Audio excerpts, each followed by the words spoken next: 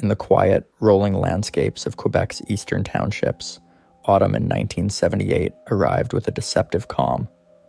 The trees burned with color, small towns settled into routine, and life at Champlain College, Lennoxville, moved at the steady rhythm of lectures, friendships, and late-night conversations. It was the kind of place where people felt safe, where danger wasn't supposed to exist. But on the night of November 3rd, that illusion quietly shattered. 19-year-old Theresa Allore was last seen near her residence, King's Hall, in the rural community of Compton. There was nothing outwardly alarming about the evening. No signs of distress. No indication that anything was wrong. Like countless other students, she was simply moving through the routines of campus life. And then, without warning, without explanation, she vanished. At first, no one realized the gravity of what had happened. In a time before constant digital connection, absence didn't immediately trigger alarm. Days passed, lectures continued, students came and went. But something wasn't right.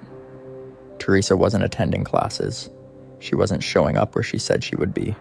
And most unsettling of all, she wasn't contacting her family, something she was known to do regularly. By the time concern turned into fear, nearly a full week had slipped away. When she was finally reported missing on November 10th, valuable time had already been lost. Time that, in missing persons cases, can mean everything. Time where witnesses forget details. Time where evidence disappears. Time where the truth slips further out of reach. And yet, what followed would become one of the most troubling aspects of this entire case.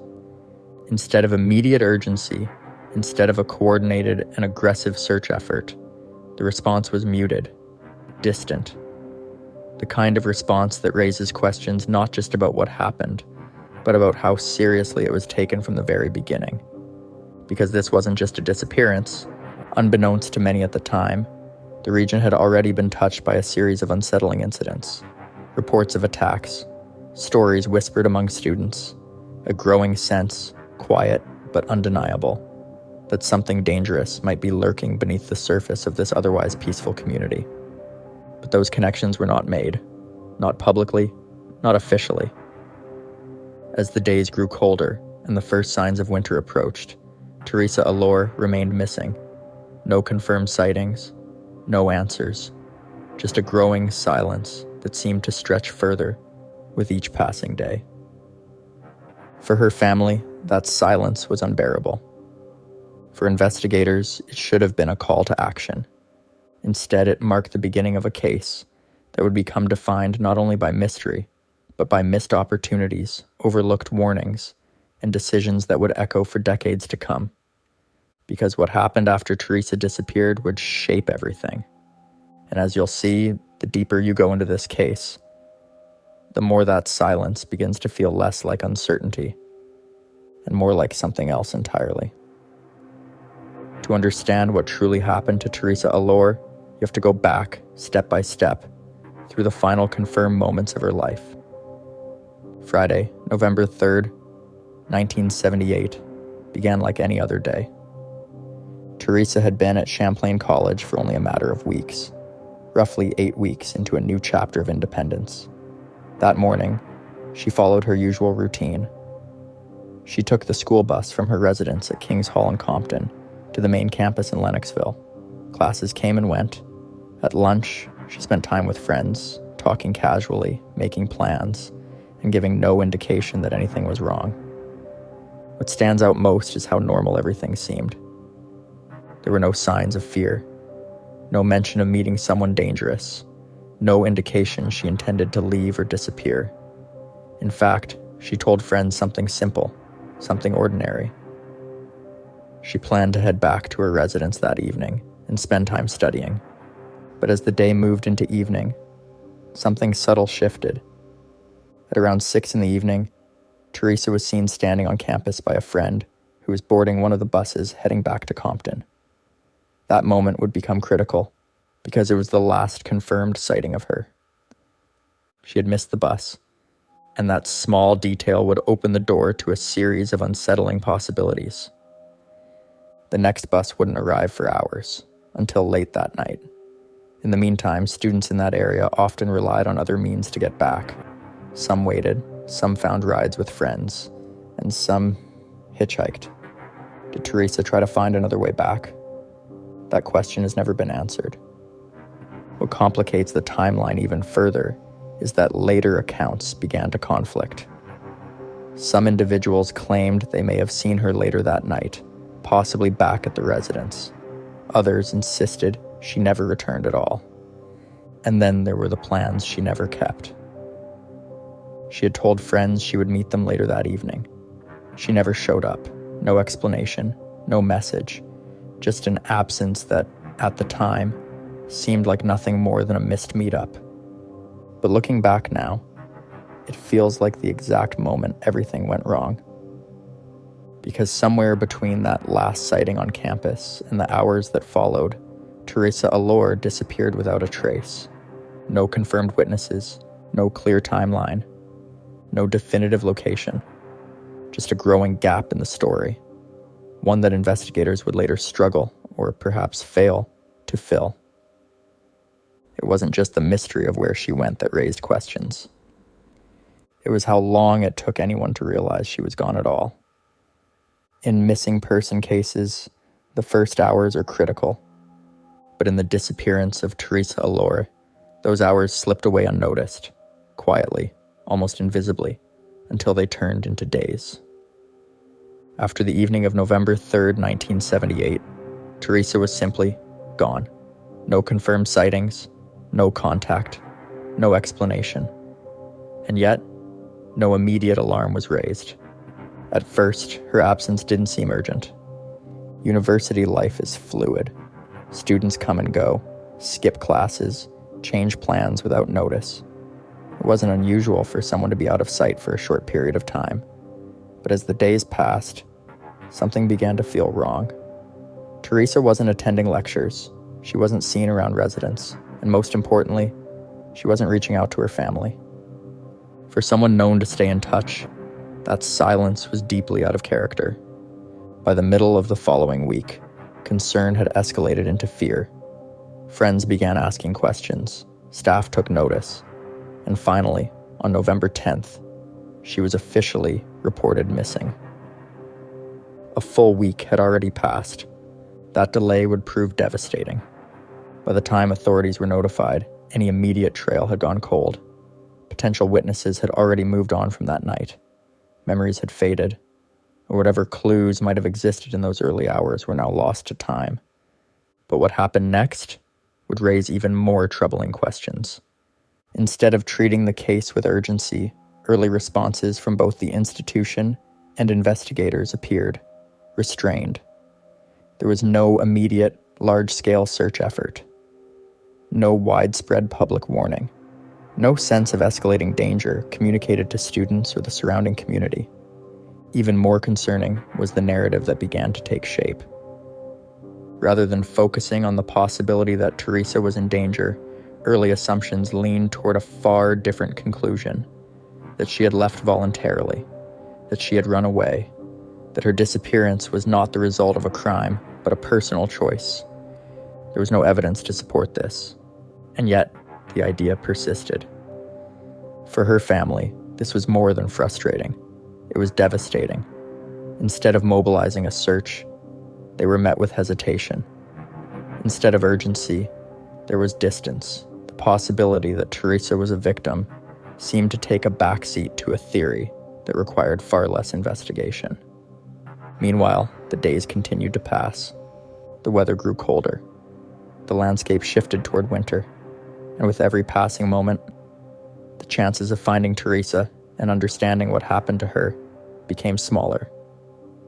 What makes this period so haunting is not just the uncertainty. It's the sense that something critical was missed.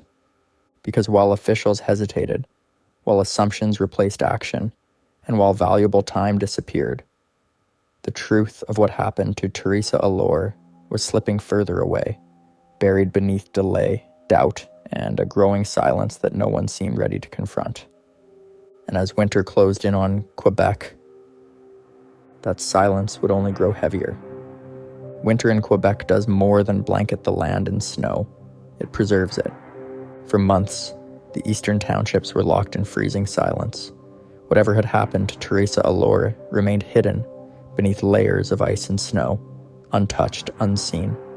Search efforts had faded, lids had gone nowhere, and as the season stretched on, hope grew thinner with each passing day. Then, in the spring of 1979, the thaw began. On April 13th, Good Friday, a local trapper named Jean-Paul Gendron was checking his lines near a small creek in Compton. It was a quiet, remote area, not far from the King's Hall residence where Theresa had been living months earlier. As the ice melted and the water began to move again, something unusual caught his attention. What he found would bring an abrupt and horrifying end to the search. In the shallow creek lay the body of a young woman.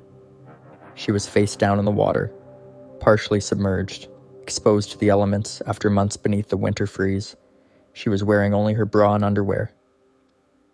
After 161 days, Theresa Allore had been found. The scene raised immediate and deeply troubling questions. The location itself was isolated, far from where she was last seen. There was no clear reason for her to be there, no indication she had gone there voluntarily, and the condition in which she was found only added to the mystery. The absence of her clothing, the positioning of her body, and the environment surrounding the creek all pointed towards something far more complex than an accidental death. At the scene, initial observations suggested possible marks around her neck, details that hinted at violence. There were also indications that her body may not have entered the water on its own. The terrain suggested the possibility that she had been moved, placed there after death rather than dying at that exact location. If true, it meant one critical thing. The creek was not the crime scene, but despite these early signs, the response that followed would once again raise serious concerns.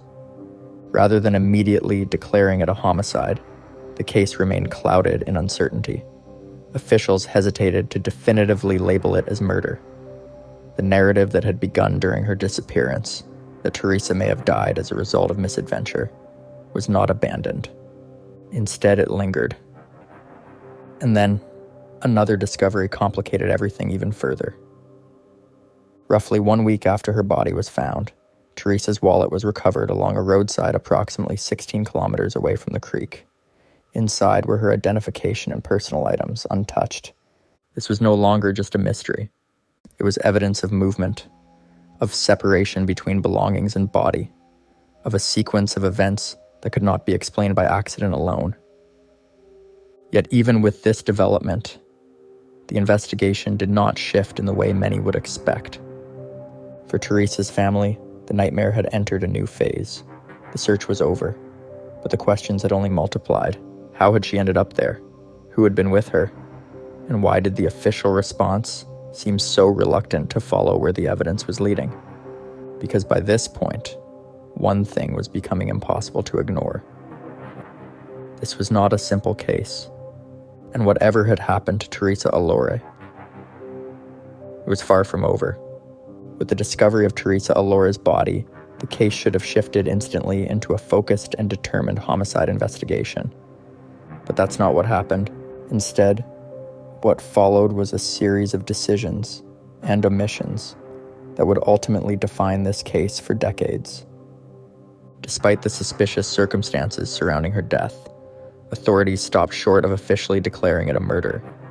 The case was categorized as a violent death of undetermined nature, a label that created ambiguity instead of clarity. It allowed investigators to acknowledge something had gone wrong, without fully committing to what the evidence strongly suggested.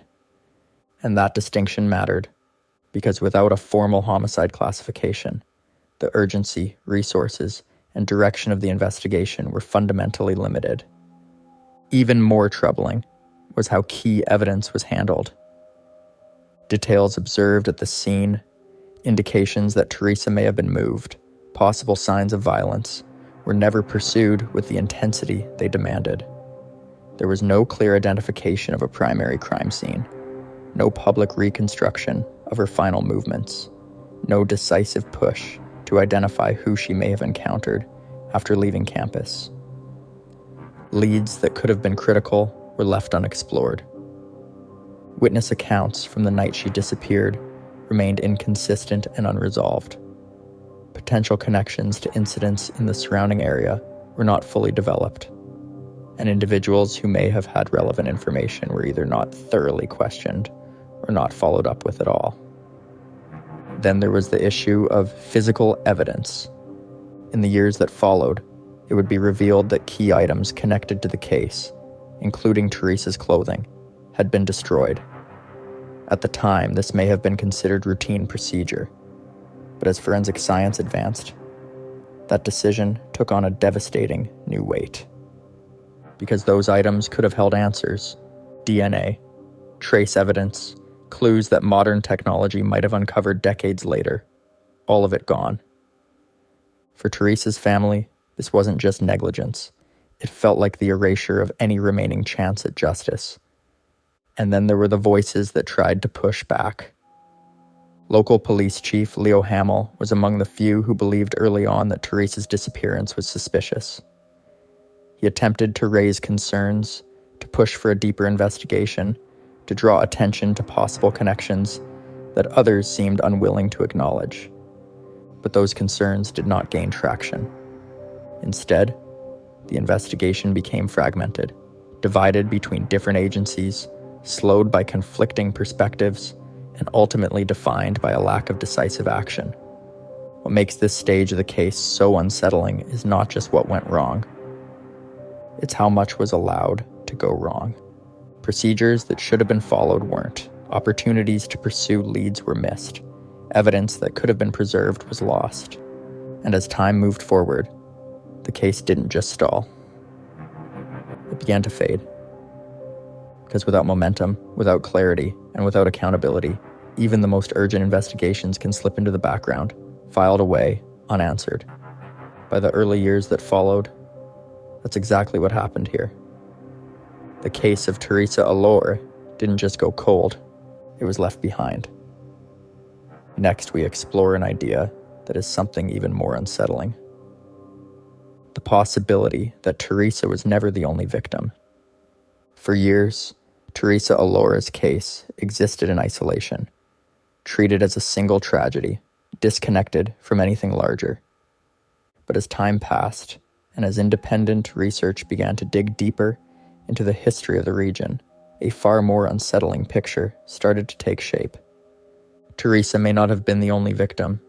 Across Quebec, particularly throughout the eastern townships and surrounding areas, the 1970s were marked by a series of violent crimes involving young women. At the time, many of these cases were handled separately, filed under different jurisdictions, investigated by different teams, and never formally linked. But when placed side by side, the similarities became difficult to ignore. One of the most notable cases was that of Louise Cameron, a young woman who was killed in March of 1977. Her death involved clear signs of violence, and like Theresa's case, it remained unsolved. The geographic proximity alone raised questions, but it was the broader context that made the connection more compelling. Then there was Manon Dubé, a 10-year-old girl whose body was discovered in a creek in early 1978. The circumstances surrounding her death were unclear, and while it was not officially classified in the same way, the location and positioning drew uncomfortable parallels. Other cases surfaced as well. Women who had been attacked, assaulted, or killed within a relatively tight geographic area over a short span of time. Some incidents involved reports of stalking. Others suggested the presence of a predator, targeting vulnerable individuals, particularly women moving alone at night. Individually, each case was tragic. Together, they formed a pattern. This pattern would later be examined more closely by independent investigators and experts, including specialists in geographic profiling. Their analysis suggested that the concentration of these crimes, both in location and time frame, was statistically unlikely to be random. In other words, It raised the possibility that a single offender, or at least a small number of offenders, could have been responsible. If that theory is correct, it changes everything. It would mean that Theresa's death was not an isolated incident, but part of a broader and far more dangerous situation, one that may have gone unrecognized, or at least unacknowledged, at the time. It also raises a critical question. Why weren't these connections made earlier? At the time of Theresa's disappearance, there were already reports of violent activity in the area, incidents that, in hindsight, should have triggered warnings, heightened awareness, and a more aggressive investigative approach. But those links were never formally established, whether due to jurisdictional limitations, investigative oversight, or a broader failure to recognize the pattern. The result was the same. Each case remained separate, and any opportunity to identify a larger threat was lost. For families, this possibility is devastating, because it suggests that what happened to their loved ones may not have been preventable, but it might have been understood sooner. And for Theresa Allore's case, it adds another layer of complexity, not just who was responsible, but whether that person or those people were allowed to continue operating unnoticed or unchallenged in the years that followed. Because if there was a pattern, then someone, somewhere, had to see it. And the fact that it wasn't fully recognized at the time may be one of the most haunting aspects of this entire case. For decades, the case of Theresa Allore sat in silence. No arrests, no definitive answers, no resolution. But for her family, especially her younger brother, John Allore, the story was never over. He was just a teenager when Theresa disappeared in 1978. At the time, much of what happened was filtered through confusion, grief, and the official narrative that never quite made sense.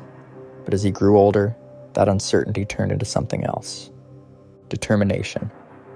By the early 2000s, more than 20 years after his sister's death, John began to take matters into his own hands.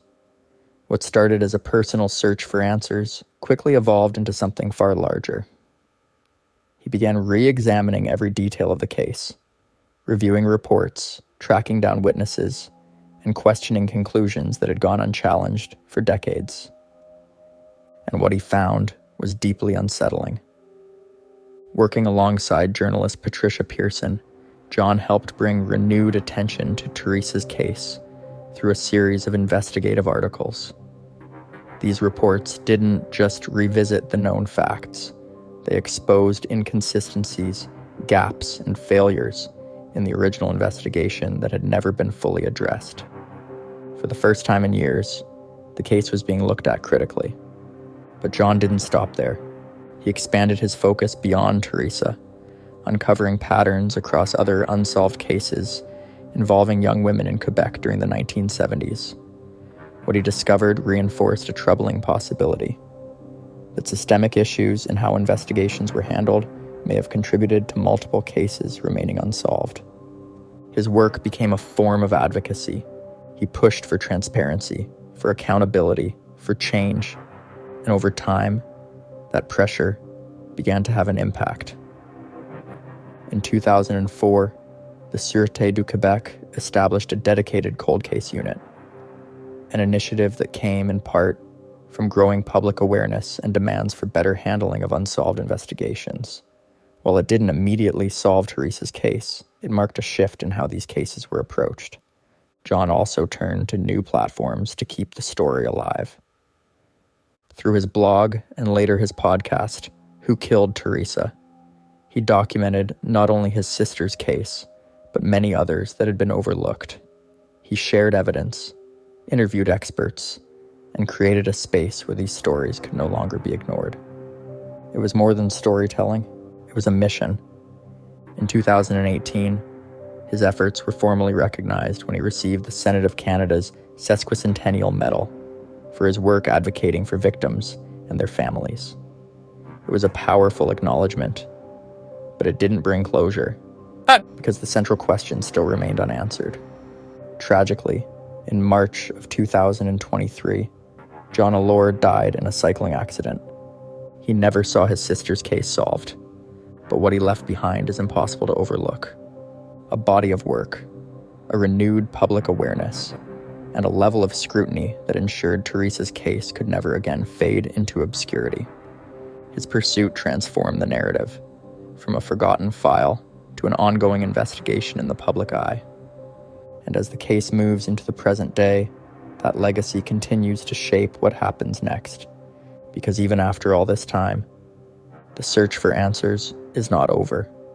More than 4 decades have passed since Theresa Allore disappeared into the cold night of November 3rd, 1978. And yet, the most important questions have never been answered. In the years following renewed public attention, the Sûreté du Québec eventually took steps to re-examine the case. By the late 2010s, Theresa's file was officially revisited and reclassified as a suspicious death, a shift that acknowledged what many had believed from the beginning, that her death could not be explained as an accident. It was a long overdue recognition. But recognition is not resolution. Despite modern investigative techniques, despite renewed scrutiny, and despite decades of independent research, no suspect has ever been publicly identified. No charges have been laid. The person or people responsible remain unknown. And with the passage of time, the challenges have only grown. Witnesses age, memories fade, physical evidence that once existed is gone. The case now relies heavily on reconstruction, on piecing together fragments of the past in the hope that something, anything, might still lead to the truth. But even now, there are theories. Some believe Theresa encountered someone she trusted, someone who offered her a ride that night. Others believe she may have crossed paths with a predator already active in the region, someone who had gone unnoticed or unconnected to other crimes. And then there are those who still question whether the full truth was ever pursued in the first place. Because beyond the mystery of what happened to Theresa, there is the deeper question of how it was handled. Why were early assumptions allowed to shape the direction of the case? Why were critical opportunities missed? And could a different response in those first crucial days have changed everything? These are questions that may never have definitive answers, but they remain essential. Today, Theresa Allore's case stands as one of Quebec's most haunting, unsolved investigations, not only because of the crime itself, but because of what followed. It is a case that highlights the consequences of delay, the impact of misdirection, and the lasting weight of unanswered questions. And yet, it is not entirely without hope. Cold cases have been solved decades later. Advances in forensic science continue to open new possibilities. And with ongoing public awareness, there is always the chance that someone, somewhere, knows something that has never been shared. All it takes is one piece of information, one memory, one detail, one voice willing to come forward. Because at the center of this story is not just a case file. It is a 19-year-old woman who left home to start a new chapter of her life and never returned. Theresa Allore was more than a mystery, more than a headline, more than a cold case. She was a daughter, a sister, a person with a future that was never allowed to unfold. And after all these years, one truth remains undeniable. She deserves answers. So the question is no longer just what happened. It's whether those answers are still out there, waiting to be found.